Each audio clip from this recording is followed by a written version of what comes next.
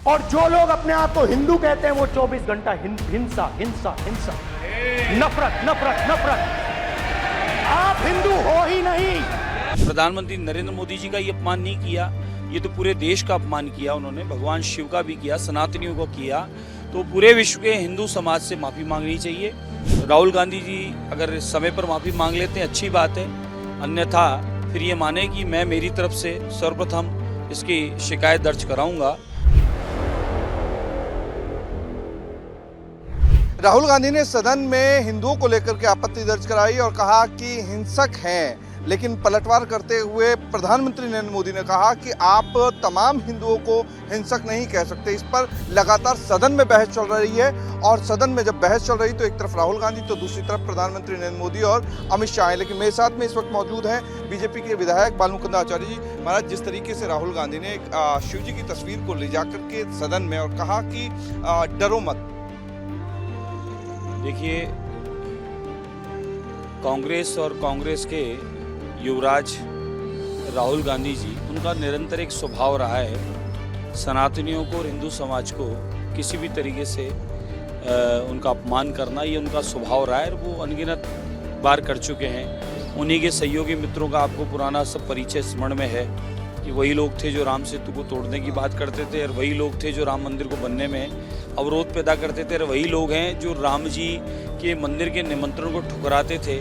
और निरंतर अनाप शनाप कई प्रकार की बातें। हिंदू का तात्पर्य है कि जो हिंसा से दूर रहता है, अहिंसा का पुजारी है। और राहुल गांधी जी जो हैं भगवान शिव का भी अपमान कर रहे हैं, हिंदू समाज का भी अपमान कर रहे हैं, संपूर्ण सनातनियों का अपमान राहुल गांधी जी कर रहे हैं। तो राहुल गांधी जी को आज जिस अवस्था में, जिस आयु में है, उस अवस्था और उस आयु में होने के पश्चात अनर्गल भाषण देकर या इस प्रकार की बातें बोलकर माहौल को परिवर्तन करना चाह रहे हैं। अभी ताज़ा उदाहरण है कि एक तीसरी बार मोदी सरकार बनी है, तो हो सकता है वो जो हार की जो तड़पड़ाहट है, बौखलाहट है, वो उन्हें विचलित कहीं परेशान कर रही है। इस वजह से शब्द उनके इधर उधर भागते फिर रहे हैं। बालमुकुंदा जी, जिस तरीके से जो चीज़ें चल रही हैं, जिस तरीके से उन्होंने वापस से सही कर रहा उस करेक्शन को करना चाहा और सदन में कहा कि मैं तो नरेंद्र मोदी के लिए कह रहा हूं, मैं तो आरएसएस के लिए कह रहा हूं, मैं बीजेपी के लिए कह रहा हूं कि वो हिंसक हैं। वह भले परिवर्तन करें, उन्होंने संपूर्ण हिंदू समाज को उन्होंने अपमान किया है, सनातनियों का अपमान किया है, भगवान शिव का उन्होंने अपमान किया है। मैं उनकी घोर निंदा करता हूँ और उन्हें बार बार माफ़ी मांगनी चाहिए। उन्होंने अगर स्वयं सेवक संघ के लिए कहा है तो स्वयं सेवक संघ परिवार जो है, पहले उसमें आप भर्ती करें अपने आप को, फिर आप जानेंगे कि वो परिवार क्या विचारधारा रखता है। दूसरी बात, स्वयं सेवक में क्या मुस्लिम समाज के लोग नहीं हैं? उसमें मुस्लिम हैं, अल्पसंख्यक हैं, सभी प्रकार के लोग उसमें काम करते हैं। सेवा का काम है, राष्ट्र का काम है, उसमें सब लोग करते हैं। इसी प्रकार से उन्होंने आदरणीय मोदी जी के लिए कहा है तो हमारे प्रधानमंत्री है, यानी पूरे भारत के प्रधानमंत्री है।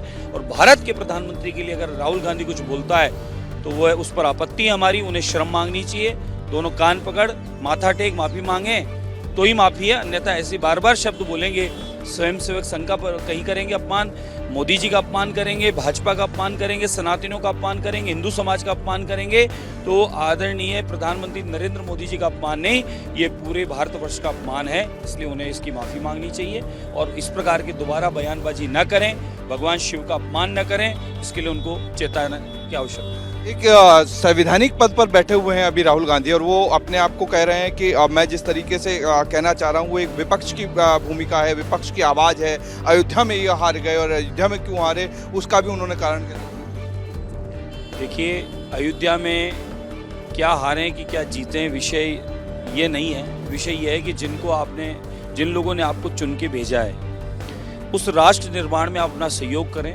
और किस तरीके से आप हारें ये आपको पता है, क्या स्थिति आपकी रही है। तीसरी बार मोदी सरकार, एनडीए की सरकार, जो संकल्प था वो तो पूरा हुआ है। आप कितने ही पांव पीटें, कितने इस प्रकार के अपशब्द बोल के अपमान, ये अपने बयान पर काबिज रहते हैं और माफ़ी नहीं मांगते हैं, तो संतों की और आप लोगों की। राहुल गांधी जी ने भगवान शिव का, अध्यात्म का, सनातनियों का, सर्व हिंदू समाज का और राष्ट्र के प्रधानमंत्री जी का अपमान किया है। इसलिए राहुल गांधी जी को माफ़ी मांगनी चाहिए। राहुल गांधी जी माफ़ी नहीं मांगते हैं तो ये माने कि हम लोग संपूर्ण सनातनी लोग मिलकर और कोई ना कोई कदम उठाएंगे। तो ये थे बालमुकुंद आचार्य जी महाराज, जिन्होंने कहा राहुल गांधी को माफ़ी उन्होंने सनातन का अपमान किया है, शिव का अपमान किया है। हिंसा का पुजारी है, हिंसा से दूर रहता है, उसे भी हिंदू कहते हैं। लेकिन आदरणीय प्रधानमंत्री नरेंद्र मोदी जी का ये अपमान नहीं किया, ये तो पूरे देश का अपमान किया उन्होंने, भगवान शिव का भी किया, सनातनियों को किया। तो पूरे विश्व के हिंदू समाज से माफ़ी मांगनी चाहिए और राहुल गांधी जी अगर समय पर माफ़ी मांग लेते हैं अच्छी बात है, अन्यथा फिर ये माने कि मैं मेरी तरफ से सर्वप्रथम इसकी शिकायत दर्ज कराऊंगा और कानून की तरीके से, क्योंकि ये बर्दाश्त नहीं है कि बार बार आप इस प्रकार से बयान आप दे रहे हैं कि राहुल गांधी के खिलाफ आप शिकायत दर्ज कराएंगे अगर उन्होंने। कराएंगे, बिल्कुल कराएंगे। इस प्रकार से बार बार अपमान करना हिंदू समाज का, संपूर्ण राष्ट्र का, राष्ट्र के प्रधानमंत्री का अपमान पूरे राष्ट्र का अपमान है। आदरणीय प्रधानमंत्री पूरे राष्ट्र के प्रधानमंत्री है, आपके भी प्रधानमंत्री हैं, तो आप किस इस तरीके से कैसे अपमान कर सकते हैं? तो सदन में इस प्रकार की, सदन में आप चुने गए किस कार्य के लिए? देश के, राष्ट्र के विकास के लिए या उन विकास की योजनाओं में बाधा उत्पन्न करने के लिए? सदन को नहीं चलने देना आपका ये स्वभाव बन गया, तो सदन में आपको नहीं बैठना था तो आप पधारे क्यों थे? अगर आप सदन में आए हैं तो सदन की मर्यादा के अनुरूप आपको काम करने थे। वहां आप शिव के चित्र का ले जाकर जिस प्रकार से शिव भगवान शिव का, शिव भक्तों का आप लोग अपमान कर रहे हैं, आप हिंदू समाज का अपमान कर रहे हैं, आप प्रधानमंत्री के, राष्ट्र के प्रधानमंत्री हैं, आप उनका अपमान कर रहे हैं, आप हमारे देश की छवि क्या विदेशों में या बाहरी देशों में क्या आप खराब करने की योजनाबद्ध ये काम कर रहे हैं? ये इस प्रकार की बार बार बयानबाजी या उटपटांग ऐसे शब्द बोलना ये बर्दाश्त के बाहर हो चुका है। तो मैं एक आम नागरिक होने के नाते भी, इस राष्ट्र का नागरिक होने के नाते, एक सनातनी होने के नाते, एक हिंदू होने के नाते भी मेरी आपत्ति है इनके शब्दों पर। इस प्रकार के शब्द बोलना सदन का अपमान करना ही नहीं है, अपितु पूरे राष्ट्र का अपमान कर रहे हैं। राहुल गांधी माफी नहीं मांगते तो आपने कहा कि आप बिल्कुल कराएंगे साहब, मांगनी चाहिए उन्हें, बिल्कुल मांगनी चाहिए। ये कोई बार बार ये इस प्रकार के शब्द बोलकर बार बार देश को और देश के प्रधानमंत्री को और हिंदू समाज को, सनातनियों को अपमान करना ये बर्दाश्त से बाहर है। आप राम के विरोधी थे, आप राम सेतु तोड़ने की बात करते थे, आप राम जी के भक्तों को निरंतर आपने लाठी भाटा और कोर्ट कचहरियों में फंसाए रखा। अब आप सनातनियों का अपमान करने लगे, आप हिंदू समाज का अपमान करने लगे। प्रधानमंत्री पूरे राष्ट्र के हैं और एनडीए की सरकार पूरे राष्ट्र ने, सबने मिलकर उन्हें प्रधानमंत्री चुना है, तो उन्हें इस प्रकार से अपमानित करना उनका कोई धर्म नहीं बनता, उनका कोई कर्म नहीं बनता। अखिल भारतीय संत समाज के राजस्थान के अध्यक्ष भी हैं, क्या संत समाज इस चीज से आक्रोशित है और आगे संपूर्ण भारतवर्ष के संत समाज, आध्यात्मिक सनातनी हिंदू समाज इस बात से सब लोगों को बड़ा दुख पहुंचा है। और राहुल गांधी ने अकेले ने खाली प्रधानमंत्री का नहीं अपितु सर्व हिंदू समाज का उन्होंने अपमान किया है, उन्हें अपमानित करने का कार्य किया है। भगवान शिव का भी चित्र जिस प्रकार से उन्होंने वहाँ टेबल पे ले आकर और जब जो उन्होंने काम किया है, ये शिव का भी है, शिव भक्तों का भी है, सनातनियों का भी है।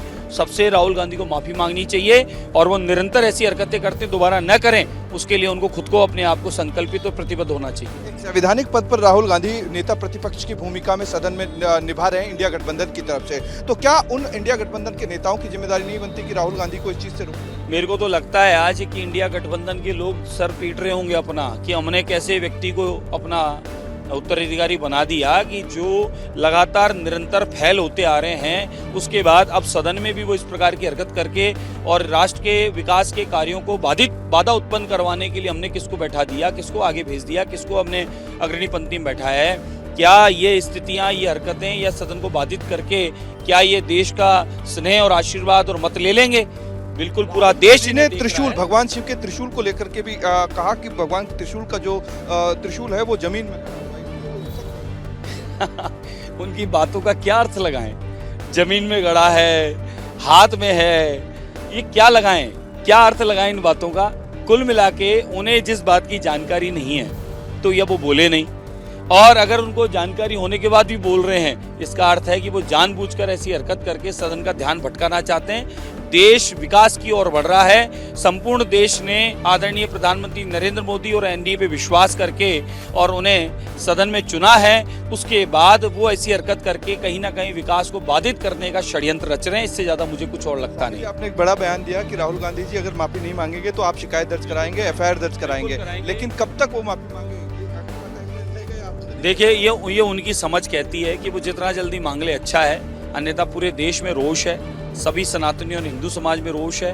और जिस प्रकार की जो उन्होंने अभी ताज़ा ज्वलंत हरकत कर दी है, देश में विकास के कार्य को बाधित करने के लिए जो उन्होंने एक नया षड्यंत्र रचा है अपमानित करके, तो ये बर्दाश्त से बाहर होगा। विकास तो कोई रोक नहीं सकता, आप कितना ही हंगामा कर लें, देश की योजनाओं को, विकास की योजनाओं को, जन कल्याण के काम को, ये काम तो कोई रोक नहीं सकता। देश तो निरंतर विकास की गति पकड़ेगा, तिरंगा और सनातन दोनों साथ पूरी दुनिया में फहरेगा। लेकिन आपकी इन हरकतों से जो सदन बाधित होता है, देश को बार बार आप आहत करते हैं, देश के प्रधानमंत्री से लेकर देशवासियों का आप अपमान करते हैं, ये बर्दाश्त से बाहर होगा। विदेशों में आपने बहुत अपमान कर लिया है, अब आप देश में भी यही हरकतें करते हैं। कुल मिला के आपको देश के विकास से, देश के लोगों से कहीं ना कहीं आपत्ति है, इसलिए बार बार आप देश के द्वारा चुने हुए प्रधानमंत्री का भी करते हैं और देशवासियों का भी करते हैं।